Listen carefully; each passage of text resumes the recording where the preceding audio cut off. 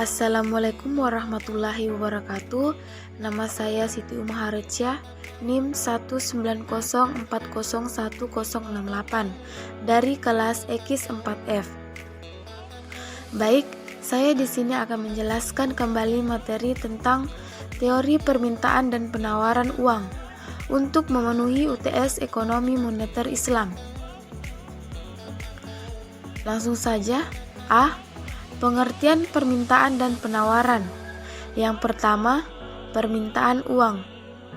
Berdasarkan teorinya, permintaan uang atau money demand dibagi menjadi dua, yaitu teori kuantitas uang klasik dan teori uang Keynesian. Teori kuantitas atau klasik, menurut pandangan ekonomi klasik, fungsi uang hanya sebagai alat tukar. Oleh karena itu, jumlah uang yang diminta berbanding proporsional dengan tingkat output atau pendapatan. Jika tingkat output meningkat, jumlah uang yang diminta akan meningkat. Demikian sebaliknya. Teori kuantitas uang menyatakan bahwa perubahan nilai uang atau tingkat harga merupakan akibat adanya perubahan jumlah uang yang beredar. Bertambahnya jumlah uang yang beredar dalam masyarakat mengakibatkan turunnya nilai mata uang. Menurunnya nilai mata uang sama artinya dengan naiknya tingkat harga. Pendapat tersebut dinyatakan dalam persamaan berikut. MV sama dengan PT. Keterangan M sama dengan jumlah uang yang beredar atau money atau jumlah uang yang diminta. V. Kecepatan peredaran uang atau tingkat perputaran uang, yaitu yang maksudnya berapa kali suatu mata uang berpindah tangan dalam satu periode. P sama dengan tingkat harga atau tingkat harga umum. T. Jumlah transaksi barang dan jasa atau volume barang yang menjadi objek transaksi.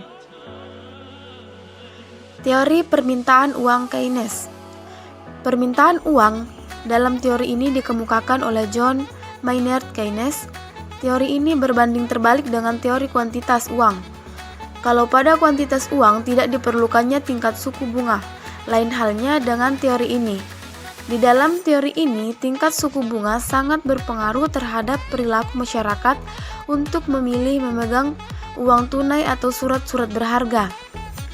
Menurut Keynes, ada 3 motif yang mempengaruhi tingkat permintaan uang, diantaranya yaitu motif transaksi, motif berjaga-jaga, motif spekulasi.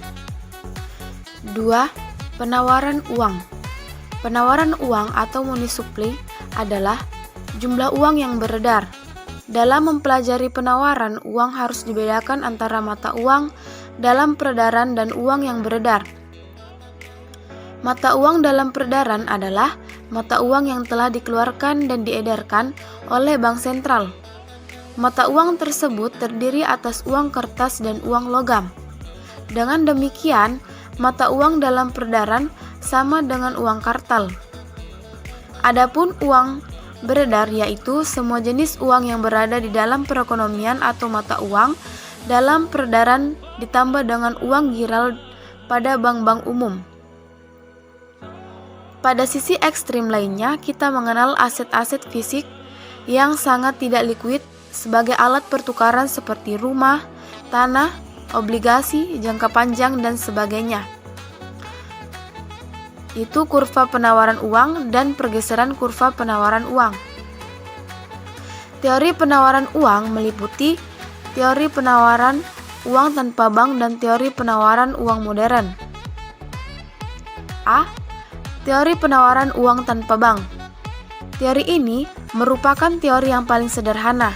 Teori ini merupakan gambaran dari sistem standar emas ketika emas menjadi satu-satunya alat pembayaran.